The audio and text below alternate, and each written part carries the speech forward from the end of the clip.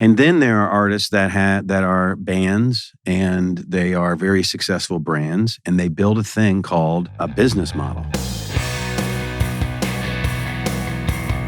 When you think back in all your years, I'm sure you are saying, here's a great artist, and we don't need to be specific about who that is, but I want to talk to you about the process, Andy. Yeah. That here's a great artist that is great at being an artist. They're not necessarily as talented at packaging that as a brand and what that means. There are other artists that may be more successful that are brands first and artists second.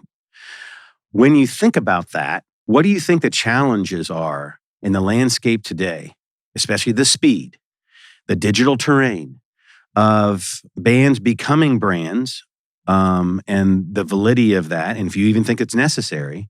So I would say that every artist is a brand. But I think the main hurdle for most artists is the realization that your brand is not what you say it is.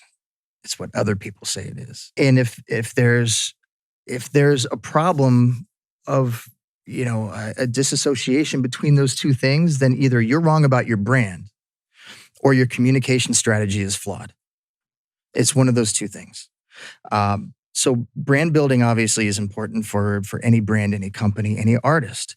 But I think, the most important thing is, you have to embrace the fans and the people, your audience. Mm-hmm. And as marketers, as promoters, our job is to take, that whatever that story is that is relevant to your target audience, Mm-hmm. we take that and amplify it as much as we can through the right channels at the right times. To the right audience. To connect the artist and the music to the fans and the people that are looking for that. Right. All of that is part of brand building. Look at an artist like Pitbull.